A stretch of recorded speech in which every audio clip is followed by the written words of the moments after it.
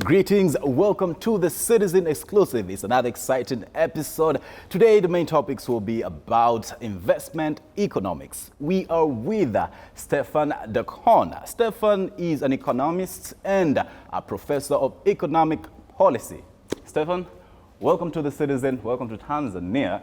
So the Tanzanian government is optimistic with regards to economic growth for the year 2023. Now, this is despite the IMF's slowed projection for the global economy. What are some of the features, perhaps, that make Tanzania stand out, that give it that bullish expectation? Right. So, look, Tanzania is not alone of countries that actually can be quite optimistic about it. You know, the global economy, of course, it is in recession. Global demand is definitely taking a hit, and you know, we can go through all the crises that are happening, but it's still the fallout from from COVID, what's been happening then in China subsequently, and also the slowdown of their economy, and of course the geopolitics in the world are playing a role there. You know, at the same time, Tanzania can be quite bullish because, you know, there is definitely, and in fact I've been here now in the country, and I was also in Zanzibar for some weeks, there's definitely a pickup of tourism. There are certain sectors that are beginning to come back. Meanwhile, of course, the structural economy means that it's maybe not as liable to the same fluctuations that it has. And maybe this is what Tanzania can be complimented about, is that unlike some other countries in the region, it actually has built up a reputation of sensible macroeconomic management. And actually the macroeconomic stability and the way this country comes out of the COVID crisis without critical debt levels, without a real issue of a crisis in the fiscal and the monetary point of view, including even on the inflationary side, it actually is a positive sign. So I think, you know, I'm not the one to go and say whether the IMF is 0.5% too high, too low, or whether the Tanzanian government is too optimistic. But there is enough reasons here to be optimistic. Okay, so the Ministry of Finance laid out part of its strategy for economic growth for the year 2023, and it's opting to foster pro-growth policies. Now, that includes also cushioning the economy from external shocks, which includes the war in Ukraine, COVID-19. What are some of the more applicable ways that Tanzania can sort of ensure that it maintains its economic projection, but also sort of protect itself from the external shock? The first principle has to remain. I would keep on encouraging it to be relatively cautious in terms of its macroeconomic situation and the macroeconomic balances. You know, keeping a close eyes what's happening to balance of payment and all the kind of issues, and the same on the fiscal side. So there is a sensible thing. You know, your resilience to future possible shocks comes a lot to do with how you actually build your reserves and your balance of payments, keep it in a healthy position. So these things are there. So I don't think Tanzania needs to do anything extraordinary, imaginative, or has to go to some new type of way of operating. Actually, it has built up a reasonable resilience in the macroeconomy. Look, you know, never say never, that there are still some shocks that can be happening.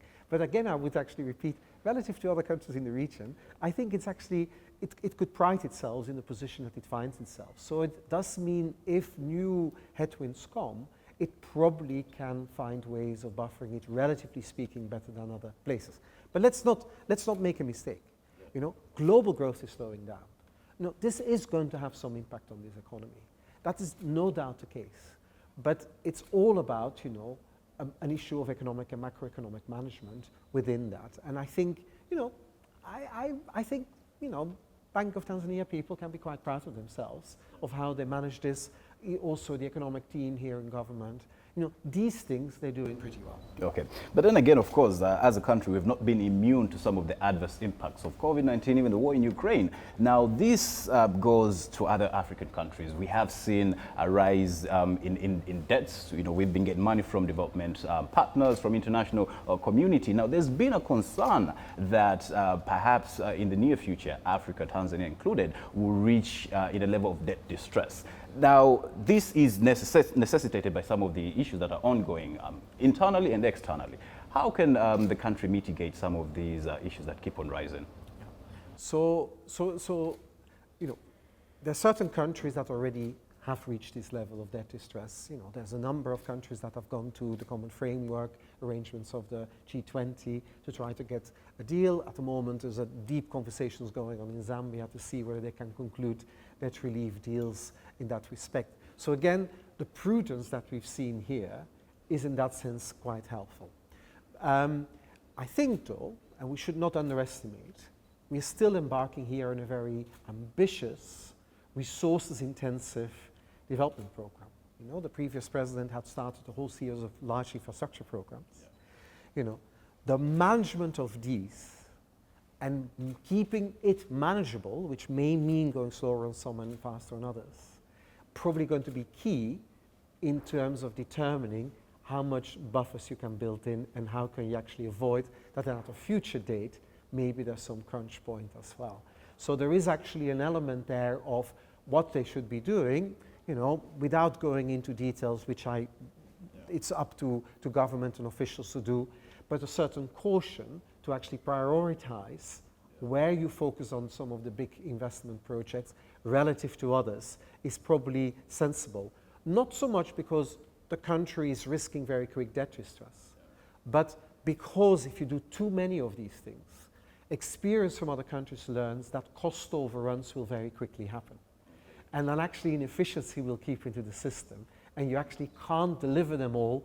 And what you don't want with big infrastructure is to end up paying twice as much than you thought you would have to pay.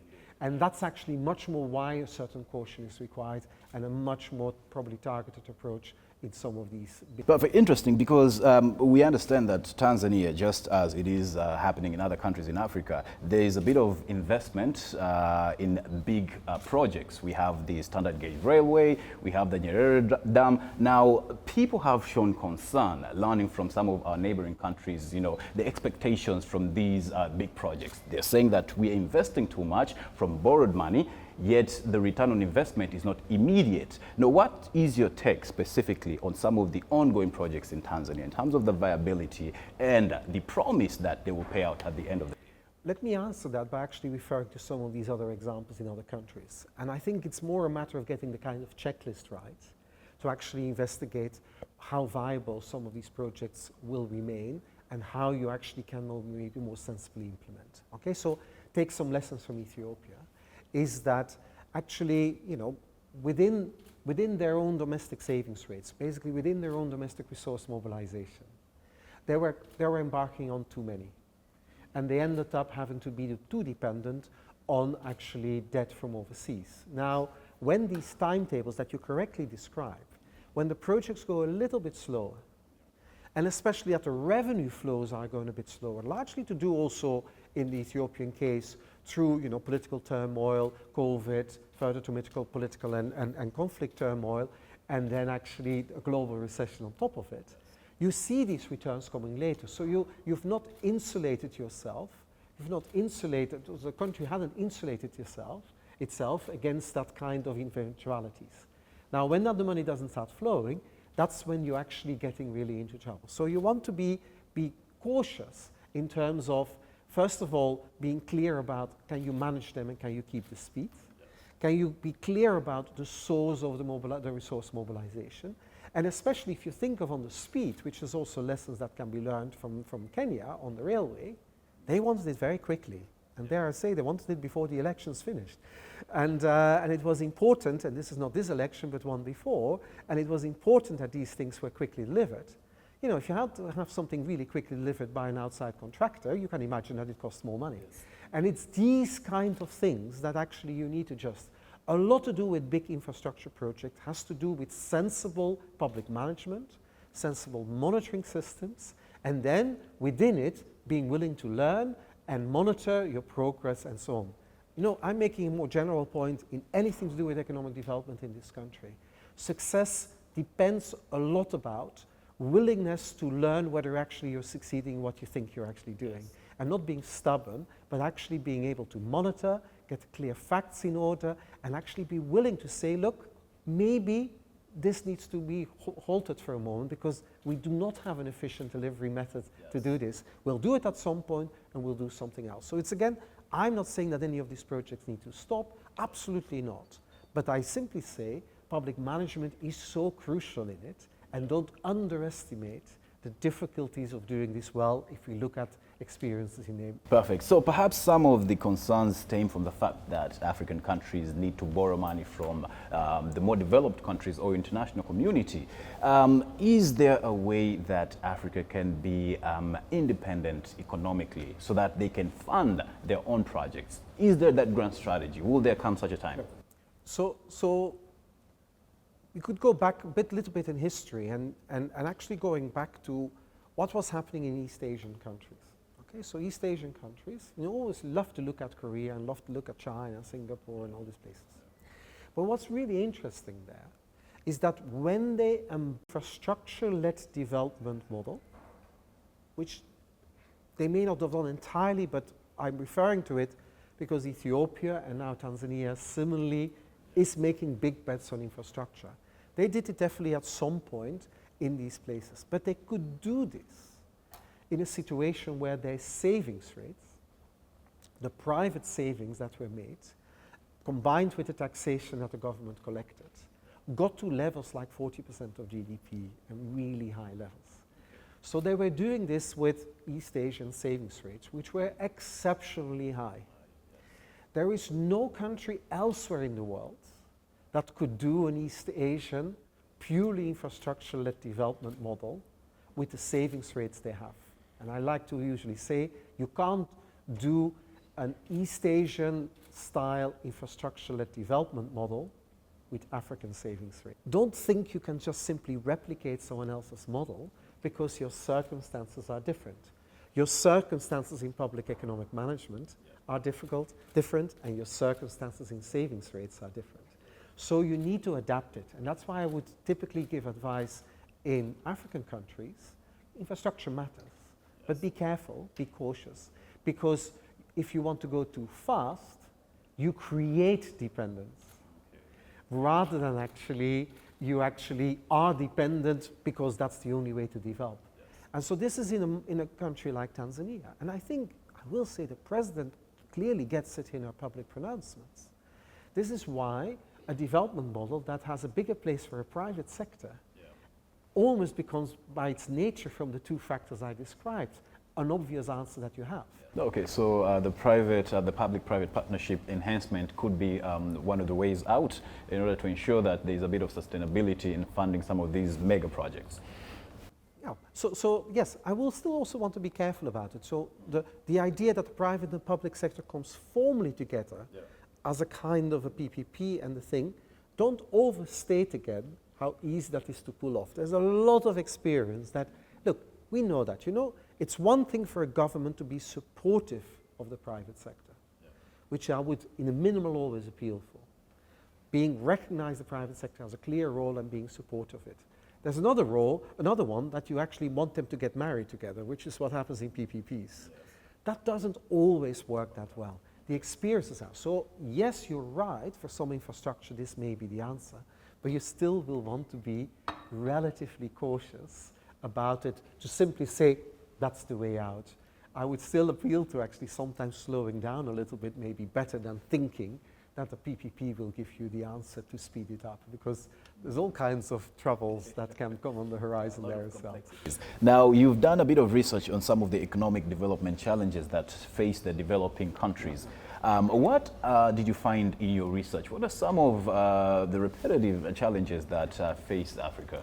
So, look, so I've written a book recently that tries to actually popularize this a little bit more. There's research behind it. And so the book is, and it's called Gambling on Development, Why Some Countries Win and Others Lose.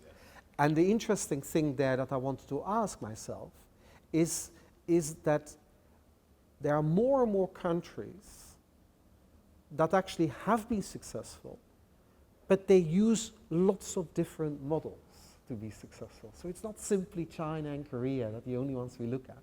So I look at the Bangladeshis, I look at Ethiopia actually of the period in until 2018 as well. I look at Ghana, I look at other countries in Asia as well, who have not done it by a state-led development model. So I want to ask myself, so if it's not simply reducible to some kind of semi-China, semi-Korea model, what do these countries have in common that are successful?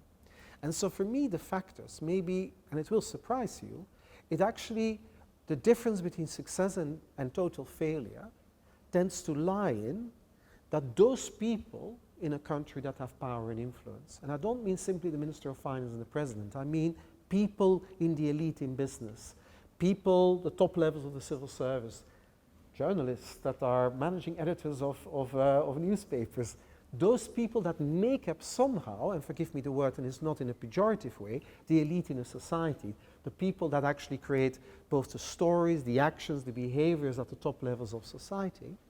When you look at that, what the successful countries have in common is that actually fundamentally these elite players are committed to growth and development. You cannot sustain growth and development unless you have peace and stability. Minimal amount, and it's important, it often gets forgotten. Even this morning at our event, the Deputy Minister actually mentioned it and said, nobody ever mentioned it. And I thought, no, I make it the most important one in my book. Without that, you can't do it. And the stability probably includes macroeconomic stability as well. So peace and stability in a broad sense in the economy and in politics matters.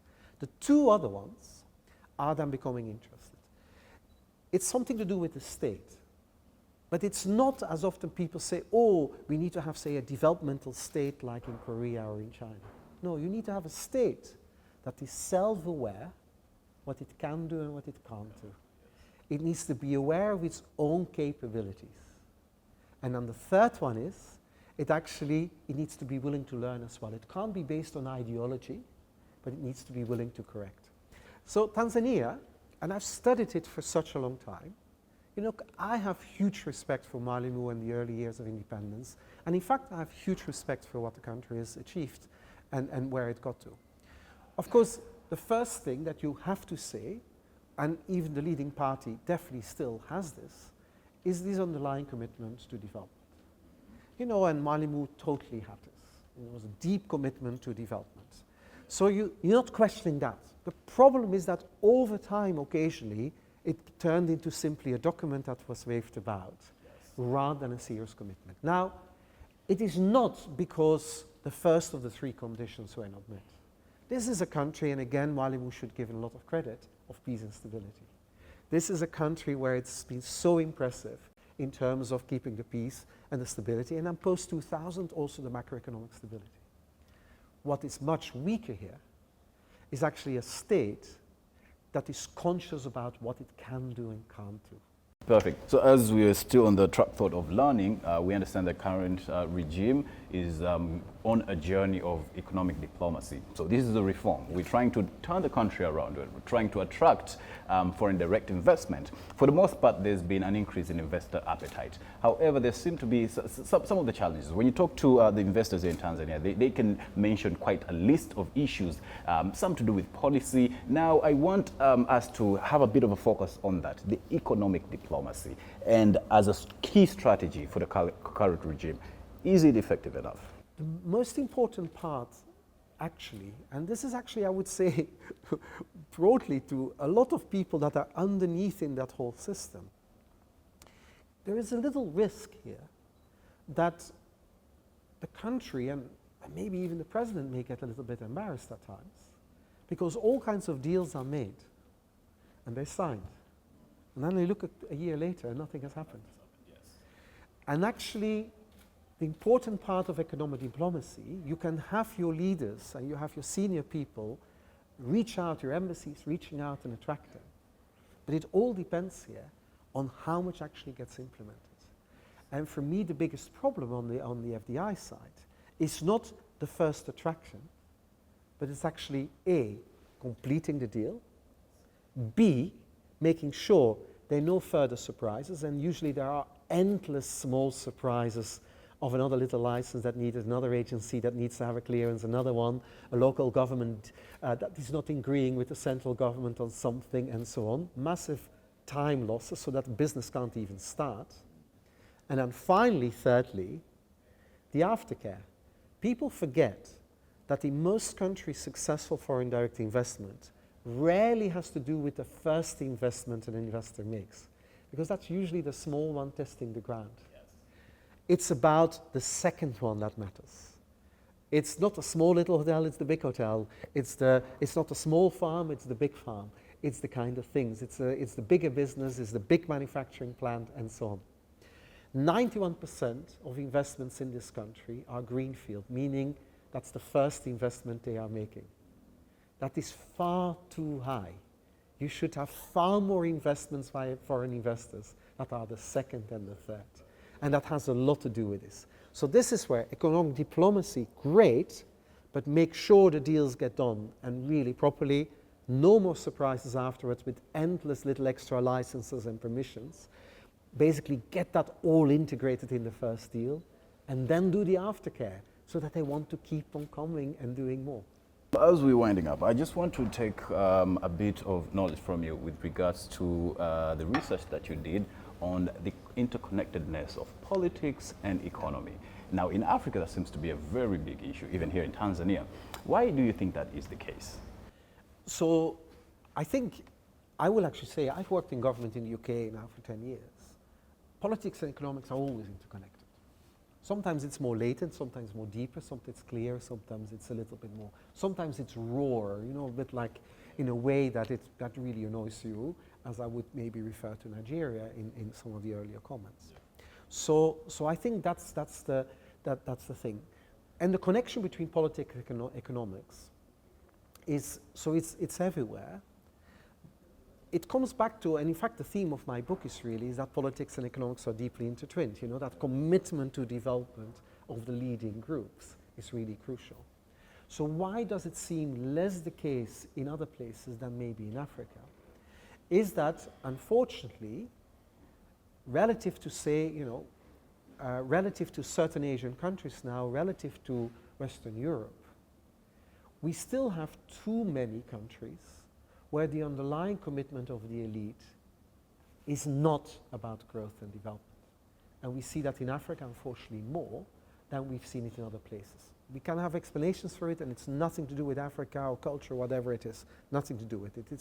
It's something to do that, you know, if I go back to the 19th century, the English elite didn't care about the poor either, okay? It took probably until after the First World War, after a series of really big shocks, that actually there was the beginning of the commitment of the elite actually for a broader population. In America, it probably was the New Deal in the 1930s, where for the first time, politics was fought about, I care about growth and development and basically living standards of my population. So don't think it's something, oh, the West always had it and Africa doesn't have it. In Asia, we see it even in China. We can date it probably around 1979, where ideology was put aside for pragmatic economic policy making by Deng Xiaoping. And we can go through all these different countries, 1990s in India and so on. So it happened. In Africa, it's slowly happening. I will say that with all the shortcomings of the regimes in Ethiopia, they had a fundamental commitment on growth and development. As I said, we have it to some extent here, but we worry about the implementation of it. We had it in Ghana since the 1990s. We have it maybe in Cote d'Ivoire today. You know, we have places where it is. We don't have it in Madagascar. We don't have it in the DRC, Nigeria. So it's that difference. So it plays its role, but I'm optimistic that more and more countries, including in Africa, are switching, where there is a better separation between politics and economics, or at least, let's put it like this, where there is underlying agreement within politics that growth and development are a good thing. Okay, so as an academician and researcher, I want to get a sense of if you were to do a research and write a book about Tanzania's economic reforms, what title would you give that book? Yeah, so you know, it's a tricky question. So I would wait a few more years to write it, and I would wait for it, and but it would be something like, you know, either the tentative transformer, or the tentative transformation, or the unnoticed transformation. And I'll explain both of these titles for a moment. What I find interesting on Tanzania is that a lot of the progress since 2000 in the economy has remained quite unnoticed internationally. They've actually done quite well. quite well. Not to nominal inclusion, absolutely not, but it done quite well. A bit of a disruption after 2015, but it done quite well. And so it was quite unnoticed.